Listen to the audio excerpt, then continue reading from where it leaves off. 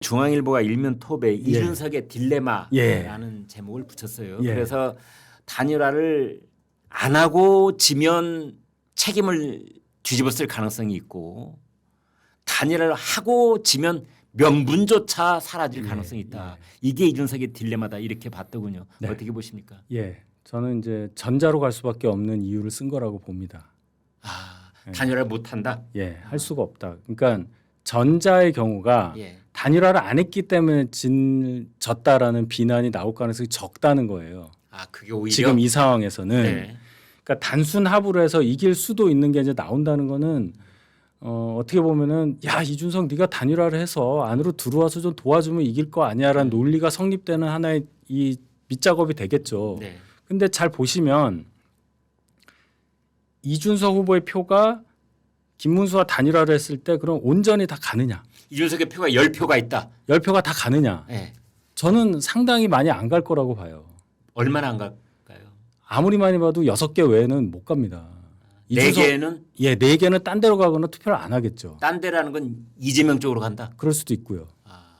역으로 봐도 마찬가지 아니겠습니까? 김문수 쪽이 이준석 쪽으로 간다는 가정을 했을 때. 제 말씀은 이제 선호 투표라는 개념을 넣었을 때 내가 제일 1등으로 좋아하는 사람이 이준석이고 2등으로 좋아하는 사람은 누구고 이런 게 이제 사람마다 있잖아요. 그러니까 이제 한 명만 뽑으니까 1등 후보를 쓰는 건데 이준석 후보를 지지하고 있는 1위가 이준석이라고 쓴 분이 10명인데 이분들이 2등으로 생각하는 내가 두 번째로 좋아하는 사람이 김문수여야 다 가는 거 아닙니까? 그렇죠. 근데 내가 두 번째로 좋아하는 사람이 이재명일 수도 있고 황교안일 수도 있고 권영국일 수도 있고 그렇네요. 그런 게 있습니다. 논리적으로는 그렇습니다. 그리고 나는 없어.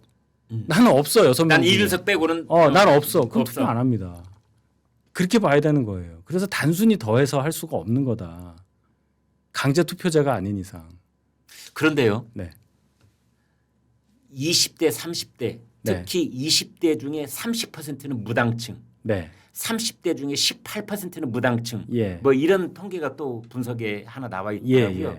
그렇다면 만약에 지금 이제 윤 대변인께서 지금까지 말씀하신 걸로는 가능성이 높지는 않습니다만 이른바 아름다운 단일화. 이건 김용태 비대위원장이 쓴 표현입니다. 아름다운 단일화. 이것은 아마 김문수, 이준석 두 사람이 만나서 어떤 대승적 결단 어떤 사람의 통 큰 양보 뭐 이런 걸 이제 머릿속에 그리는 것 같아요. 그래서 공동정부 뭐 이런 거 또 이제 얘기를 하고 뭐 이제 그런 프레임을 머릿속에 그리고 있는 것 같은데 그 표현을 아름다운 단일화 이렇게 했더라고요. 그래서 이제 명분도 있고 또 뭐 이렇게 되면 감동도 있고 그렇게 되면 무당층에 있던 분들이 그걸 보고 보수 진영 후보에게 오지 않겠느냐. 이른바 이게 플러스 알파 시너지 효과라고 하는 건데요. 그래서 이준석 후보에게 가려고 했던 표 중에 실망을 해서 그중에 뭐 절반쯤이 될지 30이 될지 60이 될지는 모르겠습니다만 그런 표들을 상쇄하고 남을 만큼 플러스 알파가 있지 않겠는가. 어떻게 보십니까? 그러니까 투표 안 하려고 하던 사람들이 그 단일화 모습을 보고 아름답다 감동적이다 해서 투표를 하게 되면서 단일 후보에게 투표를 한다는 말씀이잖아요. 그거는 지극히 정치 공급자 입장에서 생각한 마인드라고 생각합니다. 그렇게 마케팅하면 회사가 안 망할 거예요. 제가 볼 때는. 자, 아름답다 감동적이다라는 말은 정치 수요자가 해야 되는 말이잖아요. 뭐 단일화하다든 뭐를 간에 그거를 보고 느낀 유권자가 특히 무당층인 유권자가 정치에 냉소적이라고 볼 수 있는 그분들이 야, 저 정도면 정말 아름다운데 야, 우리 정치에도 저런 모습이 있구나. 야, 그렇다면 내가 진짜 한번 투표해야 되는데 그것도 김문수 단일 후보를 해야 되겠다. 이렇게 되는 겁니다. 근데 지금 상황에서 이렇게 나올 얘기 다 나왔는데 이준석 들어오면 당권 줄게라는 전화도 했다는 거를 전화 받은 쪽에서 얘기를 하고 이준석 후보는 안 한다 그러고 내가 그럴 일 없다는 식으로까지 얘기하고 김문수 후보는 그냥 뜨뜻미지근하게 계속하고 당은 그대로고 책임질 사람들 그대로 앉아있고 어디서 감동을 찾을 수 있는지 전 잘 모르겠습니다. 지금 시청자 여러분 저희가 이 얘기를 하다 보니까 왜 저를 이렇게 나쁜 사람처럼 몰아가세요. 김용태 비대위원장이 하고 있는 말에 좀 공감을 많이 하려고 하는 편에 한 반면에 우리 윤희석 대변인께서는 약간 거리를 두고 이리저리 좀 요모조모 따져보는 그런 입장을 지금 보여주시는데 좋습니다. 저는 이제 그렇게 해주시길 제가 오히려 더 바랍니다. 저는 문자 폭탄 받아요. 야, 괜찮습니다. 저희 시청자들께서는 아니 제가 안 괜찮죠. 문자 폭탄을 받는데. 아까 예. 서울 지역에 관한 여론조사 예, 잠깐 예. 언급을 해주셔서 그 좀 한 발짝 더 들어가 보지요. 리얼미터 조사에서 지난 주말에 나온 이제 여론조사 결과인데 그 내용을 보니 2, 3일 사이에 서울 표심이 완전히 정반대로 뒤집어졌어요. 제가 그래서 방금 전에 나온 삽관 신문을 봤더니 거기서도 이제 구체적으로 얘기를 했던데. 자, 여기다 보여드릴게요. 자, 이렇게 보면은 좁혀진 이김 불붙은 서울 민심 쟁탈전 이렇게 돼 있습니다. 그래서 제가 색연필로 이제 밑에 줄 그은 부분들이 있는데 그건 제가 좀 읽어드리도록 하겠습니다. 한국 갤럽 조사에서는 서울에서 김문수와 이재명과 김문수 물론 이재명 후보가 앞서 있습니다만 22%포인트에서 11%포인트로 절반 이하로 급감하고 있는 모습을 보였고 또 하나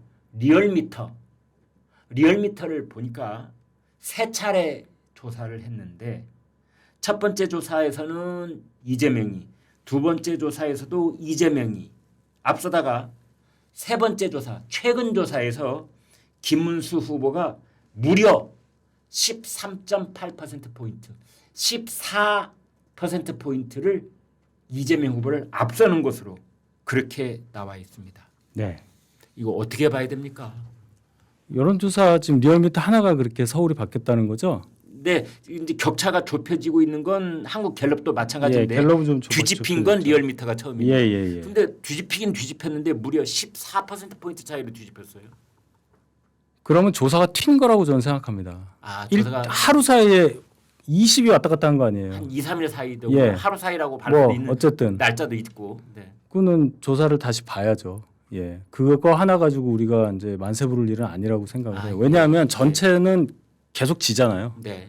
서울이 바뀌면 뭐 서울에서 이기면 다 이긴다. 뭐 그런 얘기도 하고 하지만은 박근혜 전 대통령 같은 경우도 서울에서 졌는데 당선됐어요. 그런가요? 예. 저희가 찾아봤더니 서울이 졌어요. 그렇습니까? 예. 네. 윤 대통령이 서울에서 이겼죠. 네. 예. 이제 그런 역동하는 그리고 그 전에 문재인 전 대통령도 당선됐을 때는 서울에서 이겼었습니다. 41%로 됐을 때요. 네네. 예. 네. 그러니까 제 말씀은 뭐 서울이 중요하다는 거는 뭐 알겠는데 우리 유권자가 4,500만 중에 글쎄요 서울 유권자가 900만 명이 안 될 겁니다. 네. 그 20%가 안 된다는 거예요. 서울만 보면 안 된다는 말씀입니다. 제 아니 그 말씀은 맞는데 네. 왜 우리나라 전국에서 어떤 바로미터 역할 또는 쪽집게처럼 알아맞추는 그런 지역들이 있잖아요. 소규모 지역 중에 가령 예를 들어서 강서구의 가양 이동 같은 경우에 청주시의 상당구 같은 경우에 인천의 서구 같은데 이런 데는 지난 선거 때마다 90% 이상 그 지역에서 여기 경기도 구리시 그 지역의 표 득표율이 그대로 전국적 표 득표율하고 90% 이상이 이제 일치했다는 건데 과거에 그랬겠죠. 예, 과거에 이번엔 또 다를 수 있겠습니다만 그런데 벌써 서울만 해도 다르잖아요. 아니 저희가 이제 찾아봤더니 서울에서는 1987년 이후에 치러진 8번의 대통령 선거에서 서울을 이긴 분들이 대부분 대선을 이겼더라고요. 그러니까 지금 여론조사 하나 이렇게 됐다고 지금 우리가 그 흥분해야 되냐는 말씀인데 정말 죄송한 말씀이지만 제가 혼날 줄 알았습니다. 아니 그게 아니라 이러면 안 됩니다. 여론조사 하나 가지고 이렇게 기사 뽑고 그 보수 유권자 이거 보수분들이 많이 보는 좀 문화적 소양이 굉장히 많이 있는 신문이잖아요. 문화일보. 이렇게 하면 다 또 기분 좋으시겠죠. 이렇게 하는 것이 오히려 좋지 않다. 여론조사라는 건 통계인데 어떻게 여론조사가 하루 이틀 사흘 사이에 한 사람은 10이 내려가고 한 사람은 10이 올라가나요. 근데 요즘 그런 문제점부터 얘기를 하고 한계부터 얘기를 하고 이걸 해석을 해야죠. 요즘 이제 선거 분위기가 요동을 치고 있는 것 아니 요동 안 쳐요. 뭘 요동을 칩니까? 1, 2위가 바뀝니까? 지금 서울에서 10% 이긴다는 그 조사조차 이재명은 46.6%예요. 전국으로. 그건 왜 말씀 안 하세요? 그런데 오늘 한겨레 일면 톱을 보면은 예. 단일 여론조사가 아니고 지난 몇 달 동안 50여 개의 여론조사를 전체적으로 연구 분석한 거를 일면 톱으로 실었더라고요. 그 내용을 보면은 그러니까 이재명 후보는 답보 내지는 약간 후퇴. 김문수 후보의 비약적인 그 접근 이런 것들은 한겨레 신문에서조차도 지금 일면 톱으로 쓰고 있어요. 제가 제비가 한 마리 왔다고 해서 지금 봄이 왔다 얘기를 하는 게 아니고 전반적인 그러니까 지난주에 우리가 접할 수 있었던 10여 개의 여론조사의 지표를 지금 떠올려 보면은 김문수 후보가 그렇죠. 설명해 드릴게요. 가파르게 올라가고 있잖아요. 네. 그게 반복하지만 5월 3일부터 11일까지 8일 동안에 우리가 후보 뽑아놓고도 엉뚱한 짓 하다가 8일이 늦은 거잖아요. 거기에 대한 이제 정신 차리고 제대로 한 게 이제 올라가는 거예요. 우리가 지난번 대선에서 3년 전 대선에서 48.56%를 얻었어요. 기본적으로. 물론 이제 윤 대통령이 탄핵당으로서 생긴 선거니까 이게 좀 낮아지겠다고 보지만 그럼 적어도 이준석 후보 10% 뺀 거 산술적으로만 더해도 최소한 38 뭐 이 정도 나와줘야 된다는 얘기입니다. 지금 그거 찾아가고 있는 중이잖아요. 찾아가면 그 추세가 계속되지는 않는다 이렇게 보시는 거예요. 이걸 넘어야 되잖아요. 그런데 그러면은 오늘 내일 사이에 넘는 결과가 나올 수도 있잖아요. 오늘 내일에 뭔 일이 있는데요. 권성동 예를 들어서 의원이 뭔가 결단을 하고 당시 사무총장이던 분이 뭔가 자기 고백을 하고 그럼 또 바뀔 수도 있겠죠. 그래서 제가 앞에 그 얘기를 한 거고요. 제일 중요한 거는 이재명 후보의 지지율이 어떤 여론조사에서도 45 이하로 안 내려간다는 게 중요하다는 말씀입니다. 아까 말씀드렸듯이 우리가 막 따라가는 것만 생각하는데 아무리 따라가도 한쪽이 50이 넘어버리면 하나만 한 거잖아요. 이른바 매직 넘버라는 거 넘어버리기. 이미 매직 넘버 거의 달성하고 있다고 봐야 되는 거죠. 46.6인데요. 그거 다 합치면 후보별로 다 합치고 거기다가 나머지 세 분들 계신 분들 황교안 등등 2% 정도 얻을 겁니다. 그거 더하면 96 정도 나와요. 그럼 4가 없죠. 그리고 분모가 96이라는 얘기죠. 네. 46.6에서 가진 거에 5% 정도 넣어줘야 되는 거 아닙니까? 그럼 이미 48을 넘는다고 말씀드렸잖아요. 그럼 48을 넘었어요. 그럼 우리는 나머지 그럼 52 중에 51 중에 뭐 어떻게 단일화라든 뭐하든 할 텐데 그중에 2는 다른 사람 거란 말이에요. 49를 가지고 해야 되는데 단일화를 하더라도 이준석 쪽에 100% 다 안 오니까 숫자가 안 되는 거예요. 그래서 48을 매직 넘버라고. 그래서 제가 이재명의 숫자를 봐야 되는 겁니다. 지금 우리가 따라가는 건 당연한 거고요. 그러니까 우리가 결집한다. 야, 이 추세면 골든크로스 일어난 적이 한 번도 없어요, 지금까지. 그러니까 25에서 35까지 가는 데는 순식간에 갈 수 있지만 당연한 거니까요. 그 다음부터는 35도 작죠. 걸음걸이가 더뎌지거나 멈춰설 가능성이 있다. 이게 무슨 사자구도도 아니고 결선 투표 없는 35가 좀 만족하면 안 되는 거 아닙니까? 그러니까 이거 당연한 거예요. 다들 여론조사 안 하려고 그러고 당이 이 모양이고 후보가 누군지도 모르고 이름도 준비를 못한 거 아니에요. 한덕수 될까 봐. 버스도 랩핑 한덕수로 하려다가 뛴 거 아니에요. 그 짓을 하다가 이제서 정신 차리고 선거운동 좀 하자 하니까 그래 하면서 여론조사 응답도 하고 이제 또 투표 좀 이길 수 있나 이 정도 분위기예요.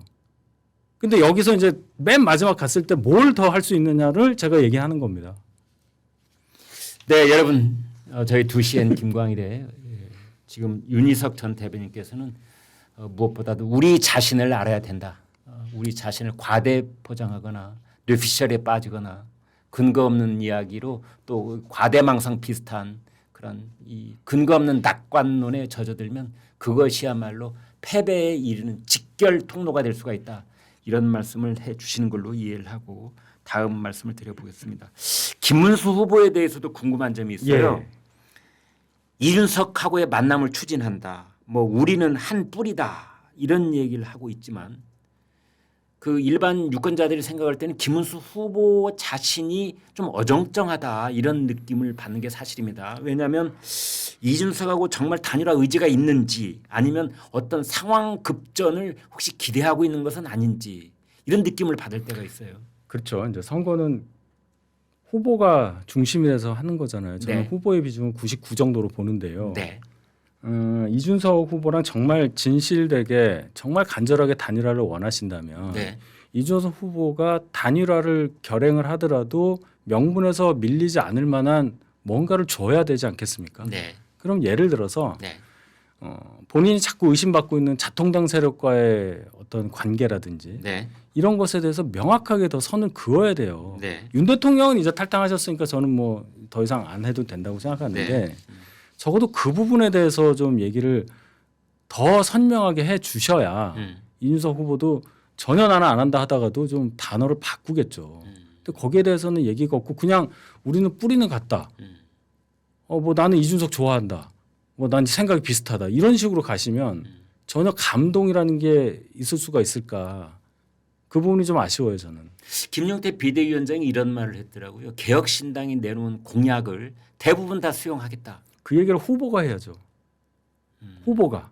김용태 비대위원장은요. 네. 1년 반 전까지만 해도 천하용인해서 이준석 외 4명 그중에 한 일원이었다가 나와서 네. 이제 여기서 비대위원장까지 하고 있잖아요. 그분은 그렇지만은 개혁신당으로 가지는 않았잖아요. 그러니까 왔잖아요. 네. 그럼에도 불구하고 본인이 이준석과의 친분 관계도 많이 이용하고 있어요. 그 얘기는 저희 당의 비대위원장으로서 하는 얘기로 안 들려요. 그냥 이준석 의원과의 개인적인 친분에 따른 얘기로 5살 차이니까 친구인지 모르겠지만 네. 그런 얘기로 들리지 무게감이 없다는 얘기입니다. 제 얘기는. 후보가 그 얘기를 해야 돼요. 후보는 왜 얘기 안 하는 거죠? 그거는 그분께 여쭤봐야죠. 제가 아쉽다고 했으니까. 윤 대변인께서 보시기에 아쉽다고 한 점이 그런 점이다. 예. 이해가 안 가요. 후보가 제일 간절한 거 아니에요? 이 선거에서? 그러면 김문수 후보는 근본적으로는 단일화에 관심이 없는 것 아닙니까? 그렇지는 않은 것 같고요. 그럼 어디쯤이에요? 지금 말이 저희가 이렇게 저렇게 이것도 아니고 저것도 아니다 하다 보면 저희 시청자들께서 좀 그 정도만 해도 단일화 될 거라고 믿고 계실 수도 있죠. 이 정도만 해도 네, 저는 굉장히 아주 혁명적인 변화를 주지 않으면 이준석 후보는 귓등으로도 안 들을 거다라고 생각을 하는 사람인데 그 판단에 있어서 저하고 그 강도를 어떤 변화를 보여줘야 되냐 하는 강도가 제가 이제 알아들었습니다. 김문수 후보와 저의 생각이 다른 걸로 저는 생각합니다. 예. 진정한 단일화 의지가 있다면 저 정도 발언이나 강도로는 택도 없다. 턱도 없죠. 그런데 김용태 비대위원장 얘기를 하게 되는데 100% 개방형 국민 경선으로 단일 후보를 추리자 이런 말도 했어요. 그걸 언제 합니까? 그걸 언제 해요? 오늘 26일이잖아요. 그러니까 이런 무슨 단일화 무슨 뭐 역선택 방지 조항 넣고 뭐 누구 넣고 뭐 하고 우리 저 한 3주 전에 봤잖아요. 2주 전에. 그걸 또 해요? 뭐 협상단 꾸려가지고 만나서 또 결렬되면 김재원 뭐 의원 나서 뭐 하고 뭐 이런 것도 봐야 됩니까? 그 김문수 후보에게 자통과의 절연을 선언하라 또는 윤석열 전 대통령과의 절연을 선언하라 뭐 이런 요구들이 요즘 많이 나오고 있잖아요. 그래서 윤희석 대변인께 여쭤보겠습니다. 절연 그러는데 절연에 대한 구체적인 방법을 우리가 상상해 봤습니다. 계엄에 대해서 또 한 번 사과를 하고 아니 또 한 번 정도가 아니라 마이크만 잡으면 계엄에 대해서 사과를 해야 된다는 건지 윤석열 전 대통령과 김문수 후보는 현재 연락을 주고받는 사이는 아니라고 알려져 있는데 휴대폰에 있는 이름과 전화번호를 지워버리라는 뜻인지 아니면 윤석열 전 대통령이 영화 보러 가기 전에 뭐 성명을 내서 김문수 후보를 지지한다는 발언을 했잖아요. 그 지지 선언을 거부한다고 해야 되는 건지 아니면 캠프에 있는 이른바 친윤이라고 분류되는 그 캠프 요직에 앉아 있는 분들을 몰아내야 된다는 것인지 윤석열 대통령을 내란 수괴라고 한번 지칭을 한번 해줘야 된다는 건지 뭘 말하는 겁니까? 절연이라는 게. 자 여기서 이제 대상이 섞여 있어요. 예. 윤 대통령과 그러면은 관계를 끊으라는 얘기냐 아니면 친윤이라고 하는 분들하고 관계를 끊으라고 하는 거냐 이 두 개가 좀 섞여 있지 않습니까? 그렇네요. 저는 네. 윤 대통령과는 이미 탈당이 이루어졌기 때문에 윤 대통령은 더 이상 얘기하는 게 의미가 없다고 생각합니다. 예, 이미 그는 조치가 된 거예요. 그러니까 윤 대통령 쪽에서 어떤 이야기가 나오든 그건 관계없는 거다. 그걸 뭐 어떻게 제어할 수 있겠어요? 윤 대통령이 가령 영화를 보러 가시거나 또는 뭐 다른 어디 방문지를 가서 또는 뭐 입장문을 내서 이번 선거에 대해서 어떤 의견을 내놓더라도 반응을 보일 필요는 없다. 뭐 어떻게 하겠습니까 그거를. 그리고 윤 대통령을 아직도 그 지지하고 좋아하시는 분들 중에 김문수 후보 지지하는 분들도 있기 때문에 당연히 겹쳐있다. 그 부분을 고려를 해야 되죠. 이렇게 할 이유가 전혀 없는 거죠. 근데 이제 야당이나 민주당 계열이나 이제 이런 얘기 하는 거고. 네. 그러니까 어떻게 윤 대통령이라는 사람이 인간적으로 이렇게 박절하게 할 수 있냐 이 말씀인데 저는 그거는 동의하지 않아요. 저는 윤 대통령 비난하지 않습니다. 저도 네. 개인적으로. 예. 그는 정치하는 사람의 어떤 덕목 중에 하나라고 생각을 해요. 네. 비판은 할 수 있어도 비난하면 안 되잖아요. 알겠습니다. 자, 그런 차원인데 네. 그럼 친윤이라는 분들을 어느 정도로 그럼 대해야 하느냐는 문제가 남겠죠. 특히 캠프 내에서. 캠프는 제가 볼 땐 그렇습니다. 저희 당이 워낙에 이제 인원수가 쪼그라들어서 원내에서 네. 과거처럼 많은 인원이 막 들어가거나 이러면 뭐 어떻게 되겠는데 실질적으로 일할 수 있는 분이 적으니까 뭐 캠프에서 어떻게 하라 이런 의미보다는 맨 처음에 말씀드렸던 그런 상징적인 분들에 대해서 또 이런 발언하는 것에 대해서 권성동은 아까 그 발언은 도대체 뭔지 모르겠습니다만은 네. 꼭 그분만 지칭하는 것처럼 해서 또 전화 받을 텐데 그런 뜻이 아니라 왜 거기에 대해서 아무 얘기가 없는지에 대해서는 얘기할 만하죠. 김문수 후보가 본인이 이제 가장 큰 피해자라고 볼 수 있는데 그 당시의 사태에 대해서 5월 10날 말씀드리는 네. 겁니다. 지금 이제 선거가 앞에 있기 때문에 어쩔 수 없이 가야 되는 상황은 제가 알겠어요. 네. 그런데 그래도 국민들께서 보실 때는 이게 뭐냐라는 의문을 분명히 갖고 계신 분들이 꽤 있어요. 네. 여기에 대해서 없이 그냥 넘어가는 분위기가 되니까 자꾸 우리가 얻을 수 있는 한계치보다도 훨씬 아래에서 멈추고 있는 거 아니냐는 생각을 제가 하는 겁니다. 네. 네. 중요한 건 우리가 선거 이기는 거잖아요. 네. 알겠습니다. 그런데 여기서 흥미로운 반응이 하나 있는데 바로 민주당 이재명 후보의 반응이에요. 예. 이재명 후보가 이 단일화에 관한 발언을 거의 매일같이 하고 있는데 때로는 이걸 기정사실화하고 있어요. 단일화 될 것이다. 나는 그렇게 본다. 거기다 대비도 하고 있다. 이런 식으로 얘기를 해요. 네. 그래서 이제 일각에서는 이거 뭐라고 분석하느냐. 단일화가 됐을 때 혹시라도 생길지 모르는 시너지 효과를 사전에 차단하려고 하는 것이다. 뭐 이런 분석까지도 있는데 어떻게 보십니까? 제가 생각할 때는 그냥 본인 지지자들 너무 만심하지 마시라. 그리고 민주당 의원들한테도 춤이나 추고 덤블링이나 하고 그런 거 하지 말라. 그것을 또 한번 강조한 표현이라고 생각해요. 그러면은 단일화하는 것을 기정사실로 보고 있다는 것은 진정성이 있다고 보세요. 이재명 후보는 단일화 한다고 보고 있던데. 단일화 돼도 별 상관없다고 판단할 겁니다. 왜냐하면 단일화 때문에 본인들이 안철수 윤석열 단일화 때요. 단일화 때문에 졌다고 생각한다고 얘기하고 단일화돼서 우리가 졌기 때문에 이번에 단일화도 이번에 단일화 될 경우도 경계한다. 지금 요 논리인데요. 민주당 내부에서는 윤석열 안철수 단일화가 오히려 본인들한테 득이 됐다고 판단하는 사람들도 많아요. 그건 무슨 이유죠? 아까 말씀드렸던 그 당시에 여론조사 보면은 안철수 후보가 7% 정도 갖고 있었거든요. 네. 그럼 7이 다 윤석열 후보에게 갔느냐? 저도 일부만 갔다고 당연히 생각을 하는데 오히려 그쪽은 더 왔다고 생각하는 거예요. 호남 표심을 더 자극해서 호남의 투표율이 올라가고 뭐 이랬던 효과로 받아들이는 분들도 많아요. 그러니까 단일화 효과는 아무도 모르는 겁니다. 호남의 이 투표율이 올라가면서 올라간 만큼이 이재명 후보한테 그래서 저도 갔었다. 0.73이라는 그 표 차이가 너무 작아서 예상할 때는 3에서 4 정도 생각했는데 많이 줄었잖아요. 네. 그러니까 이제 여론조사가 잘못된 거냐, 잘못됐다기보다 통계치니까 이제 표심을 잘 모르게 된 거냐, 뭐 이런 여러 가지 얘기가 있는데 그 예상보다 표 차이가 줄어든 이유 중에 하나를 단일화가 어떻게 잘못된 건가 이런 생각도 저는 일리가 있다고 보는 사람이에요, 저도. 그러니까 이제 그런 차원이라면 더더군다나 김문수, 이준석 두 분은 겹치는 부분이 별로 없단 말입니다. 그러니까 단일화 효과가 훨씬 더 떨어진다고 볼 수밖에 없겠죠. 그러니까 단일화를 무서워하는 게 아니라 단일화라는 것 때문에 흔들릴 수 있는 것들을 단속하기 위한, 표단속하기 위한 발언이라고 저는 생각한다는 거예요. 민주당의 한민수 대변인이 이런 말을 했습니다. 이준석 후보가 지금도 명태균을 고리로 내란 세력과 뒷거래를 하고 있다는 의혹이 짙다. 이 근거 있는 얘기입니까? 그 한민수 대변인은 네. 제가 한 4년 전부터 방송을 계속 쭉 해왔었는데 네. 굉장히 발언이 그 획일화되고 극단적이에요. 네, 그런데 그런 발언을 많이 하시니까 네. 내란 세력이라는 단어 막 쓰면서 뭐 뒷거래, 명태균 이렇게 자극적인 단어가 나오잖아요. 네. 정치적 프로파간다라고 생각합니다. 알겠습니다.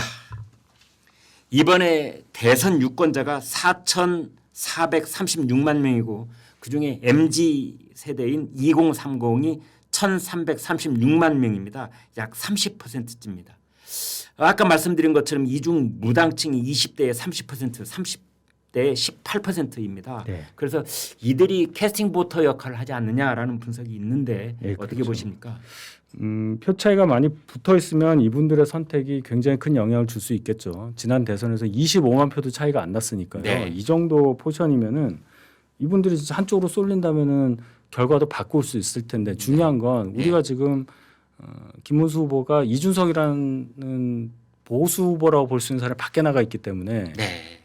이 효과를 우리가 향유하기가 어렵게 되겠죠. 그래서 자꾸 이제 단일화 얘기를 하는 건데 네. 그래서 단일화라는 것에 당은 매달릴 수밖에 없는 거고 네. 근데 그게 참 무망하다. 그런 차원에서 이 분석도 사실은 순서가 좀 뒤로 밀리는 분석이라고 봅니다. 김문수 후보는 지난 주말에 이제 경북 구미 지역에 머무르면서 박정희, 박근혜 이 부녀에 관한 그 일정들을 소화를 했습니다. 박근혜 전 대통령을 만나고 유경수 여사의 생가를 방문하기도 했습니다. 이 보수 결집 총력전을 펼치고 있는데 결집하면 역전의 가능성이 좀 열릴 수 있는가요? 제가 이제 몇십 분 전에도 말씀을 드렸지만 그러면 결집하면 역전할 수 있다는 근거는 네. 결집을 할 수 있는 주체가 이 선거 구도에서 과반을 점유하고 있어야 이 말이 되는 거지 않습니까? 아 그렇네요. 예. 매직 넘버를 넘어야만 그 말을 그럼 할 수 있는. 보수 유권자가 우리 전체 4,436만 명 유권자 중에 네. 그러면 절반을 넘느냐 그 분석부터 시작을 해야 한다고 봅니다.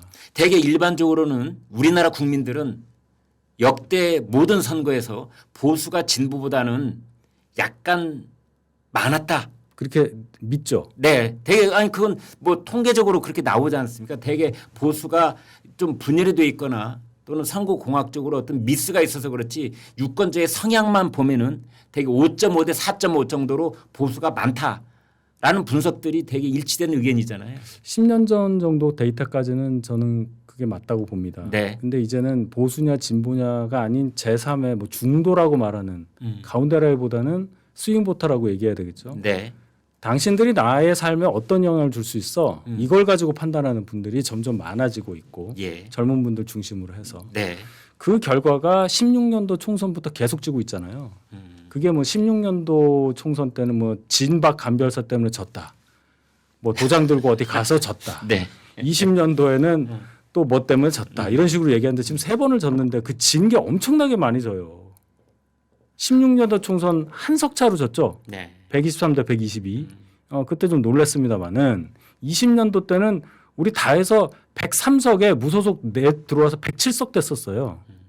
그렇죠? 이번에 몇 석이 108석이잖아요. 이걸 어떻게 우연이라고 봅니까? 이거는 대선이잖아요. 대선하고 아니 총선 그래서 제가 말씀드리는 겁니다. 네, 네. 그래서 대선은 그래도 우리가 이길 수 있는 가능성이 있다. 네. 박근혜 전 대통령 때 108만 표 이겼어요. 네. 부울경에서 111만 표 이겼거든요. 네. 거기서부터 위기를 많이 느꼈어야 됩니다. 그러고 나서 그 다음 대선은 탄핵이니까 우리가 문재인 41인데 우리가 합쳤으면 홍준표 24에 안철수 21에 45 거기다가 유승민 7 52 이겼네. 단일했으면 이겼네. 이제 그거잖아요. 네. 그럼 유승민 후보까지 보수 후보로 놓고 이렇게 안철수까지 해서 딱 이 얘기 아닙니까? 네. 거기에 아까 말씀드린 두 번째 좋아하는 후보가 누구냐, 세 번째 좋아하는 후보가 누구냐 이게 들어간다는 얘기입니다. 그런 식으로 쭉 생각을 해보면 점점 줄어들고 있어요. 우리가 설 자리는. 자, 그럼 지난번 대선은 어떻게 됐느냐? 겨우 이긴 겁니다. 겨우. 우리가 많이 이길 줄 알았는데 겨우 이겼어요. 그러고 총선을 그렇게 졌어요. 그러면 다시 대선이니까 다시 0.73이라도 이기겠네? 이 논리는 없는 거죠. 왜냐하면 이 선거는 다른 것보다 윤 대통령의 어찌되었건 탄핵으로 인해서 벌어지는 조기 대선이에요. 저희가 한 점 먹고 들어가는 겁니다. 그러니까 주고 들어가는 거예요. 축구로 치면 2골 지고 시작하는 거죠. 네. 그럼 뭐 이기려면은 더 바뀌어야 되는 모습을 보여드려야 되는데 네. 역으로 아직도 저 자리에 있네? 오늘도 저런 발언을 하네? 지금 이러고 있다는 거예요.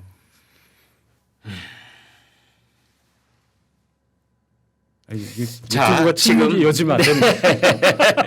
자, 이번 주 일정에 대해서 잠시 좀 얘기를 나눠보도록 하겠습니다. 오늘이 월요일이고 내일이 화요일입니다. 네. 지금 이제 공직선거법상 내일까지 조사한 여론조사만 공표할 수 있는 거죠. 그렇죠. 예. 네.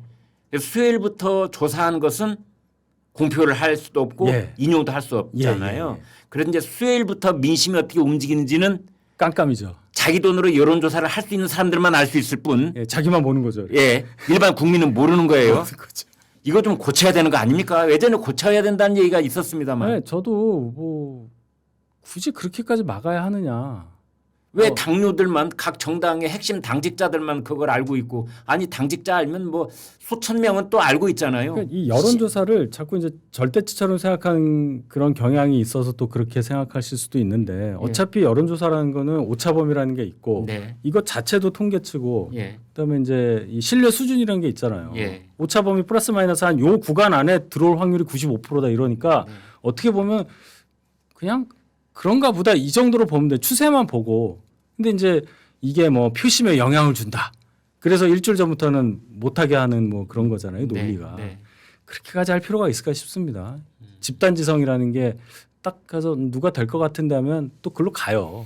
네, 이제 제가 걱정하는 거는 네. 그 깜깜이 기간이라고 하는 예. 그 기간 동안에도 이제 양쪽 후보 캠프에서는 계속해서 여론조사를 돌리겠죠. 하고 예. 또는 뭐 이제 국가 정보기관 같은 데서 또 알아보겠지요. 뭐 다른 여러 가지 방법을 동원을 해서 어떤 판단을 가지고 있어야 될 테니까.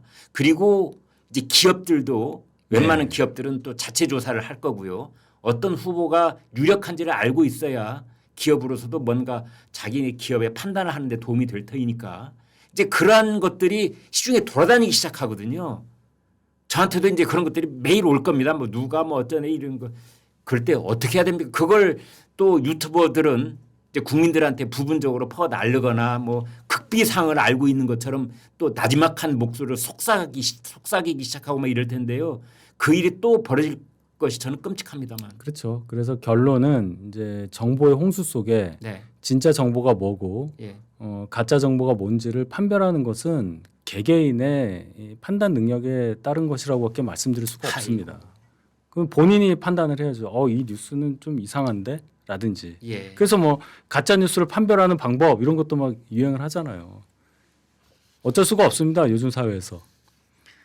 자, 저희가 준비한 질문이 있는데 이 질문은 여쭤보나 마나일 것 같다는 생각이 들긴 하지만 있으니까 여쭤보겠습니다. 김문수, 이재명, 김문수 골든 크로스 지나고 있습니까? 아직 안 왔습니까? 영영 오지 않습니까? 영영 오지 않습니까? 라는 부분을 제가 추가했습니다. 영역이라는 어디서부터 골든 크로스 영역이라고 말씀을 하시는지. 네. 이게 이렇게 된 그렇죠. 가위 모양이 되는 이렇게 한 사람은 데드 크로스, 이렇게. 한 사람은 골든 크로스. 뭐 그런 기미가 좀 있어야 제가 말씀을 드릴 것 같은데. 네. 현재로서는 일단 아니다. 후보가 1대1 구도가 돼야 46, 7, 8, 뭐 50 이렇게 나오는 후보랑 대적을 할 수 있다는 전제가 필요하잖아요. 그러니까 두 사람이 일단 오차범위 이내로 들어와야 된다. 그렇죠. 근데 여기 10이 하나 있잖아요. 이준석. 이거 어떻게 할 거냐. 구도부터가 지금 잘못되어 있는 거잖아요. 지금. 골든 크로스 하기에는 그럼 이재명 후보 2등이 돼야 된다는 얘기인데 네. 지금 1강 1족 1약 뭐 이런 얘기 하던 지가 며칠 안 됐어요. 근데 이제 골든 크로스를 얘기한다는 것은 뭐가 있어야 됩니다. 그럼 예를 들어 이재명 후보 지지율이 정말 좀 내려가서 40한 2, 3 정도로 내려가고 김문수 후보 앞에 4자를 달고 이준석 후보 5 정도로 줄어들고 이래야 돼요. 네. 그럼 골든 크로스 얘기할 수 있죠. 근데 지금은 별로 우리 안에서만 지금 뭐가 변하는 느낌이에요. 그러니까 지금 윤 대변인 말을 결론 삼아서 그냥 짧게 얘기해 본다면 적어도 이재명, 김문수 두 사람의 지지율이 앞자리 숫자가 같아져야 된다. 그렇죠. 세 명이 나와도 김문수 후보가 앞에 4자를 달고 네. 이재명 후보 지지율이 45가 밑으로 내려가야 됩니다. 그렇지 않아요. 그렇다면 골든 크로스 얘기를 비로소 꺼내볼 수 있다. 그렇죠. 예. 왜 맨날 크로스만 할 생각해요? 처음부터 이길 생각을 해야죠. 죄송합니다. 아니 죄송합니다. 그리고 골든 크로스가 일어난 적이 없어요. 지금까지. 골든 크로스란 얘기를 문재인, 박근혜 그 두 분 할 때 민주당에서 엄청나게 얘기했어요. 안 일어났어요. 정말 일어난 줄 알았어요. 역대 선거에서 골든크로스 골든크로스라는 단어를 거기서부터 처음 시작한 거란 말이에요. 대선에서 네. 우리나라에서 네. 한 번도 된 적이 없어요. 예. 이번이 아니라 역대 대통령 선거에서. 예. 그때 민주당 기세 등등했습니다. 발표하는 날도. 왜냐하면 투표율이 엄청 올라갔기 때문에. 예. 그때만 해도 투표율이 올라가면 그러니까 진보 성향 쪽 원래 투표에 관심 없고 투표 날을 휴일 삼아 투표 안 하고 놀러 간 사람들이 투표를 했다는 것은 다 진보표다.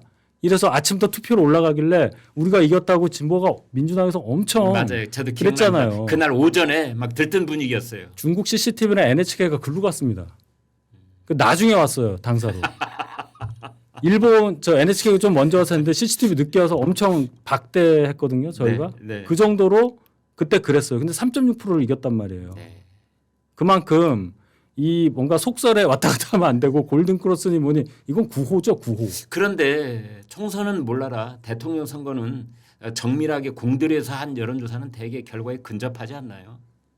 방금 대선 얘기한 겁니다. 네. 대선이요. 예. 방금 대선. 예. 알겠습니다. 총선은 말할 것도 없죠. 국가기관 말씀하셨는데요. 용산에서는 140석으로 봤다는 거 아니에요. 그럼 뭐 안 하는 걸로 하겠습니다. 그 얘기는. 총선 아니니까. 네, 오늘 저희 그 윤희석 대변인께서 진행자가 할 말이 없게만. 아닙니다. 제가 빌런이 됐는데 누구보다도 김문수 후보의 승리를 바래서 그래요, 제가. 알겠습니다.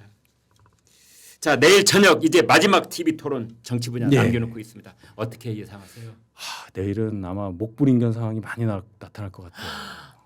누구보다 더 막장 드라마. 깜깜이기 때문에 이재명 후보도 이제 뭐 막 나올 거예요. 지금까지 여유 있는 모습을 했는데 지금 염색한 머리 색깔도 검정으로 단호하게 바꿨다는 거 아닙니까? 맞아요. 지금까지는 이재명 후보가 아웃복싱 뒤로 좀 빠지면서 빙빙 도는 듯한 태도였는데 내일 저녁은 이제 본격적으로 창 끝을 꼬나들고 달려들 가능성이 뭔가 있군요. 유화적이고 호호 할아버지처럼 했다가 완전히 바뀐 거죠 이제.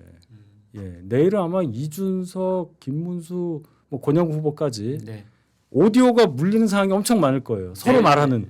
내일 볼만 하겠네요. 별로 보고 싶지 않습니다.